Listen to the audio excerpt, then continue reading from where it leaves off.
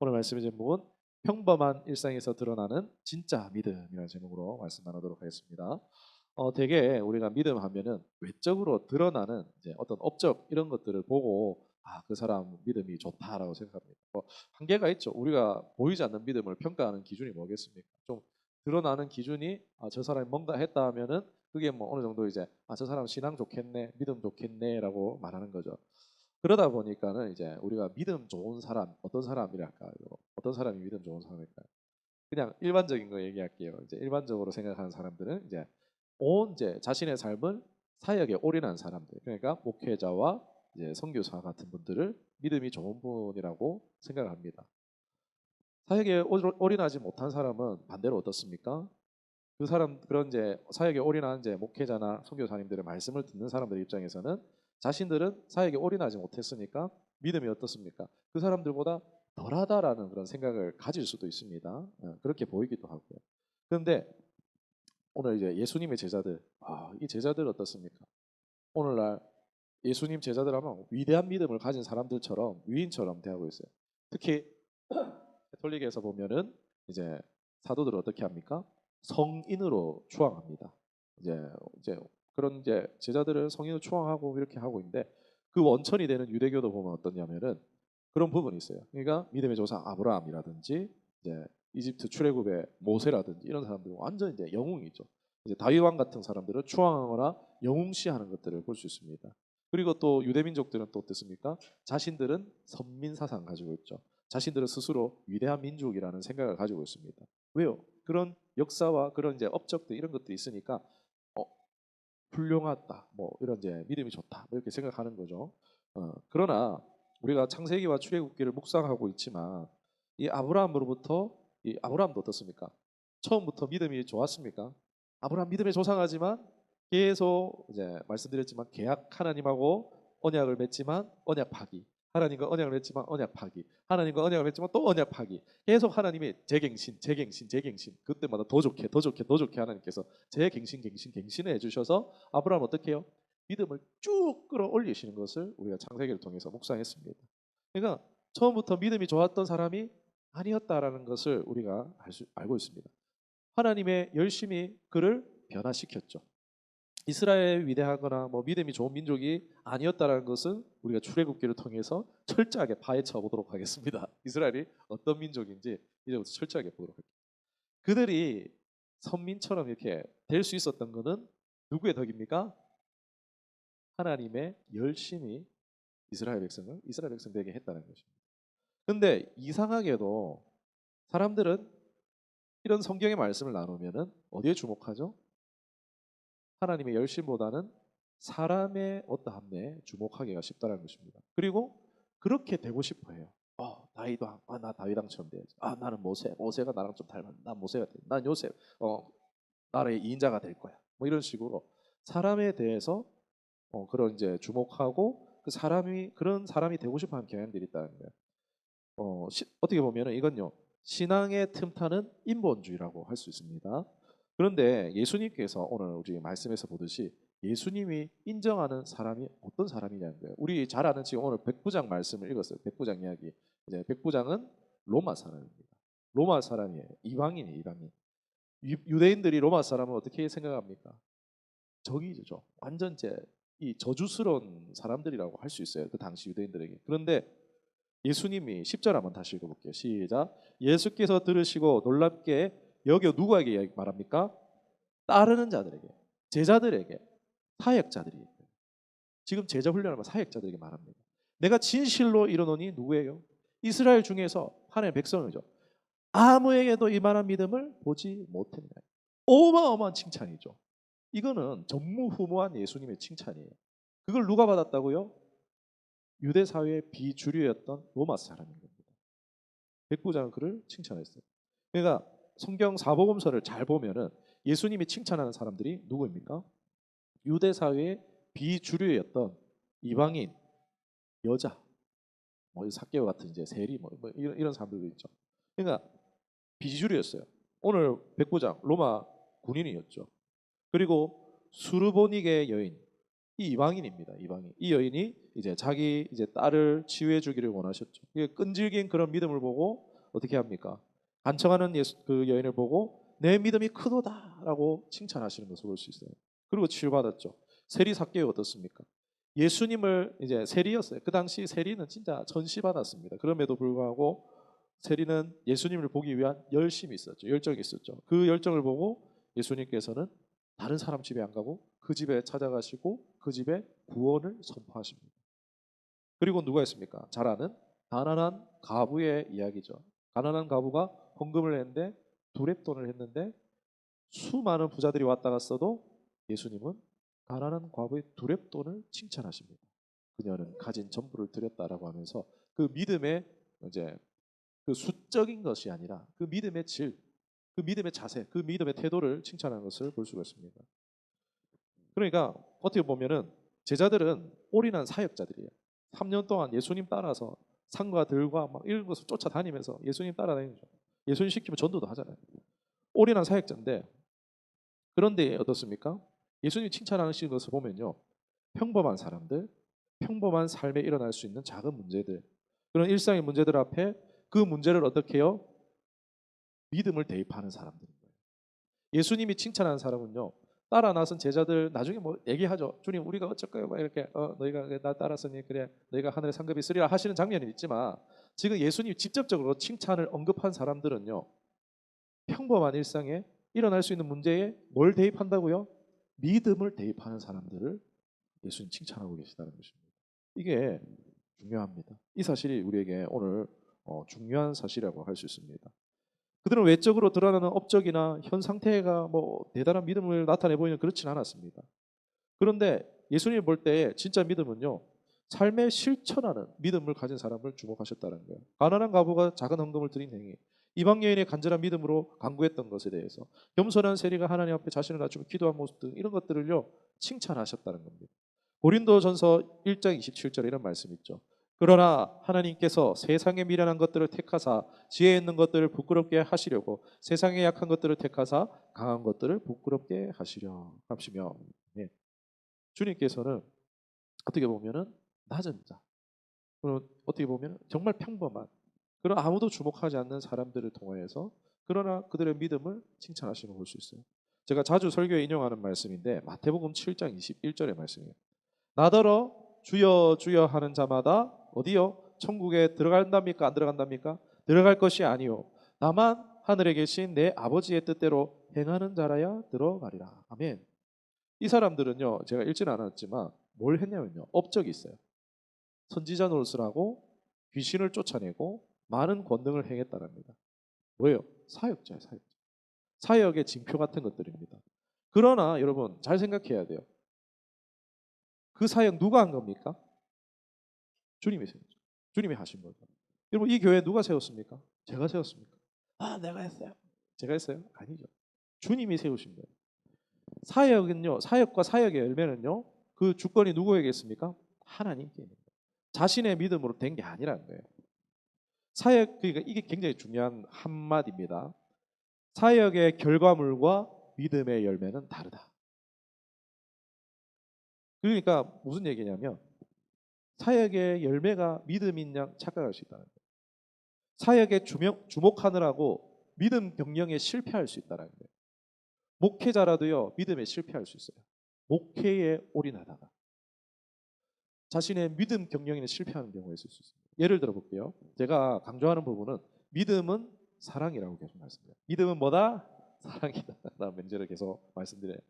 이를 통해 말씀이나 뭐 이제 신앙의 영역들에 다 대입이 됩니다.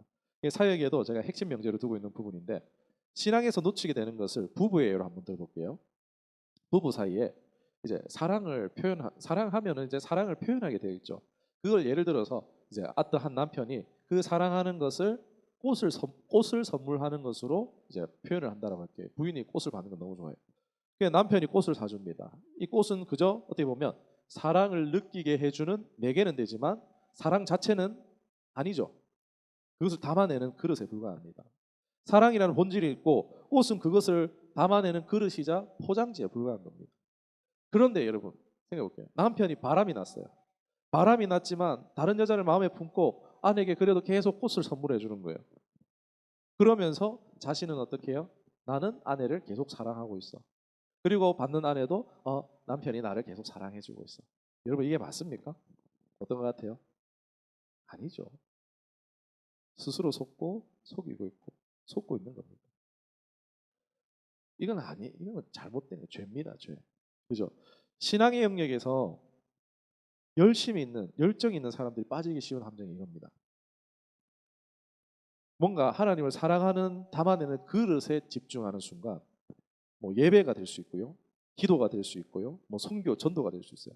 그것만이 하나님을 사랑하는 거야라고 막 이제 하나님을 사랑해요. 하나님 사랑해요. 열심히 그걸 했는데 막 이제 뭐 예배, 기도, 전도, 막 선교 막 이런 사역들은 막 커졌어요. 근데 어느 순간 바람난 남편처럼 하나님에 대한 본질, 믿음과 사랑은 잊어버릴 수 있다는 거예요. 그러면서 많은 경우 자기는 예배하고 있으니까 종교적인 행위를 하고 있으니까 신앙하고 있으니까 기도하고 있으니까 전도하고 있으니까 선교하고 있으니까 뭐라고 생각할까요? 나는 믿음이 좋다라고 착각하는 거예요. 행위가 믿음이 좋다라고 착각하는 거예요. 이거는 스스로 속고 보는 사람들은 속을 줄 몰라요. 와, 저 사람 진짜 대단하네. 와, 어떻게 저렇게 할 수 있어? 진짜 저 사람 믿음이 좋아라고 말하지만 하나님은 속지 않으십니다. 매우 두려운 일이에요. 훌륭한 사역을 하는 감당하는 사람이랄지도요. 외도하는 남편처럼 그럴 수 있어요. 여러분, 훌륭한 사역자들의 그런 뉴스가 나는 이야기들 이제 먼 이야기가 아니잖아요. 어렵지 않게 들려오잖아요. 그러니까 그 사람의 행위나 사역이 믿음을 대변하는 것은 아닙니다. 우리의 신앙, 우리의 믿음이 진짜 드러나는 곳이 어디냐? 오늘 이 부분에 대해서 좀 말씀드리고 마치려고 합니다. 그러니까 우리의 신앙, 우리의 믿음이 어디서 드러날까요? 바로 일상의 매 순간에. 이번 주 화요일부터 아이들이 배가 아프다는 거예요. 아프다 해가지고 그런갑다 자주 아프다 해서 그런갑다 이래가지고 있었는데 했는데 저녁이 되니까 난리가 나는 거예요. 막 울고 막 토하고 막 난리가 났습니다. 예, 저녁에 이제 장염 증상이 나타나는 거예요. 밤새 수시로 토하고 울고 막 밤에 이제 막 눈은 감기는데 막 입을 막 씻고 빨고 있고 막. 지금은 이제 많이 괜찮아졌습니다. 예. 오늘은 이제 묽은 밥해서 밥하고 계란말이하고 먹고 왔는데 그러니까 아이들이 나아야 돼서 케어를 하는데 스스로 이게 스트레스가 이만저만이 아닌 거예요. 이게 스스로가 막 견디기 힘든 거예요. 이 참 아이들을 계속 이제 학교도 안 보내고 같이 있었는데 무슨 내 할 일도 있어야 되고 근데 나 스스로도 막 통제가 안 되고 막 이러면서 막 자책이 된다 해야 될까? 그러면서 이게 믿음을 이제 여기 강단에서 이제 막 이렇게 하는 게 아니고 제 믿음은 이제 일상에서 이렇게 드러나는 게 이제 막 생각이 나는데 딱 아내가 그 얘기를 하더라고요. 이제 아내가 딱 하는 얘기가 이 믿음이 일상에서 이제 드러난다는 얘기를 딱 하는데 저도 딱 그 생각하고 있었는데 아내가 먼저 그렇게 말하더라고요. 믿음은 대단한 걸 하는 게 아니라 매 순간을 믿음으로 살아내는 거구나. 그 얘기를 하더라고요. 예. 말씀을 정리하겠습니다.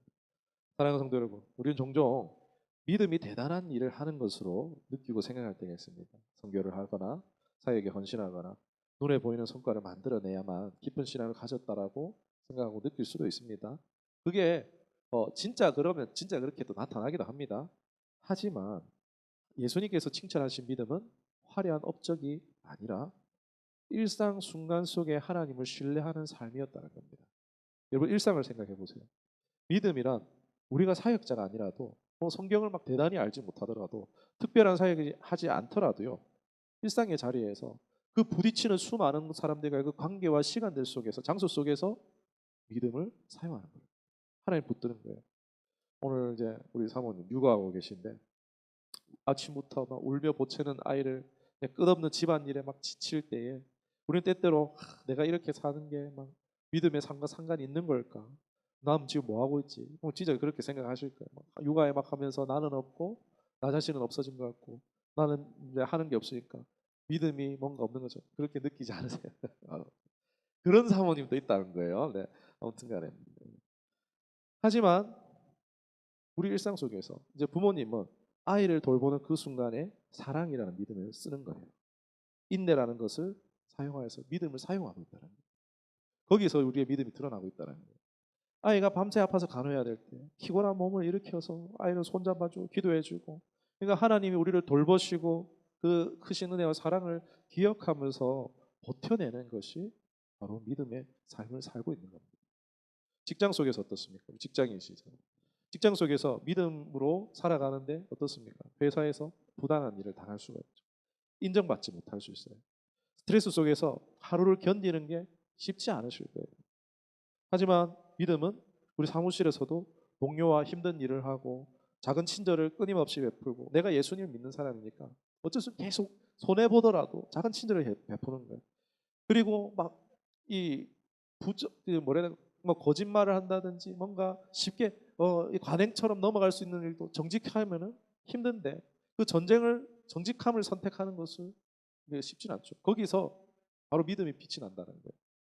기도할 시간조차 없을 만큼 바쁜 업무 속에서도 그 순간 하나님께 묵묵하며 의지하며 살아가고 있는 직장인들이 믿음의 삶을 살아내고 있는 줄 믿습니다. 저는 하나님이 뭔가 대단한 일을 했다고 또 훌륭하다라고 말하지 않고, 육아를 사랑으로 인내한다, 또한 직장 생활 가운데서도 친절과 그 그리스도의 사랑을 흘러보내려고 애쓰는 직장인들 그 모습을 보시면서 주님은 믿음이 훌륭하다라고 저는 칭찬하실 것 같아요. 장사를 하시는 분들도 있겠죠. 사업을 하시는 분들에게도 경제적인 어려움 올 수도 있고, 손님도 이제 요즘 블랙 컨슈머라고 하죠. 막 그런 사람들이 오기도 하고, 그렇지만 정직하게 하려고 하고 작은 순간에도 감사하는 순간 가운데에 믿음이 빛난다는 거예요. 바보가 적은 헌금을 드렸을 때 그녀의 믿음을 칭찬하셨듯이, 정직하게 성실하게 하려고 할 때 하나님이 그 믿음을 쓰는 것을 보고 칭찬하실 것입니다. 힘겨운 하루를 보내고 계신 여러분, 여러분의 믿음은 작지 않습니다. 아멘. 하나님께서는 작은 순간 속에서도 우리가 하나님을 신뢰하는 모습을 귀하게 여기십니다. 그게 제일 힘든 거예요, 사실. 일상을 살아내는 거, 믿음으로 살아내는 게 사실 제일 힘듭니다. 사역은 뭔가 보이잖아요. 어떻게 수단과 방법을 하면은 돼요. 사람 동원하고 돈 끌어모으면 됩니다. 그런데 하나님이 원하시는 그런 거 아니랍니다. 하나님이 될지어다 하면 그냥 끝나버리는데 뭐 그게 뭐가 중요합니까? 그런데 하나님은 매일 순간의 삶에 하나님을 인정하는 것, 하나님을 드러내는 것, 그것을 하나님 기뻐하신다. 그렇기 때문에 여러분의 믿음은 작지 않습니다. 하나님은 작은 순간 속에서도 신뢰하는 모습을 귀하게 여기실 것입니다. 오늘 작은 순간 속에 하나님과 함께 살아가는 우리의 믿음을 하나님께서 보시고 위로하시며 함께 하실 것입니다. 여러분, 끝으로 가장 중요한 것은 그 주님을 사랑하는 마음입니다. 주님 말씀대로 순종하는 겸손한 중심입니다. 그리할 때 주님은 우리로 작지 않다, 믿음의 큰 자라고 칭찬받게 될 줄로 믿습니다. 그 믿음의 바탕 위에 우리가 살아갈 때 어떻게 되겠습니까? 그렇게 살아갈 때 하나님은 하나님의 때에 하나님의 역전을, 기적을, 하나님의 놀라운 역사를 이루어가실 줄 믿습니다. 그렇게 하나님의 믿음으로 함께 위대하게 만드실 것입니다. 그런 은혜가 있기를 주님의 이름으로 축원합니다.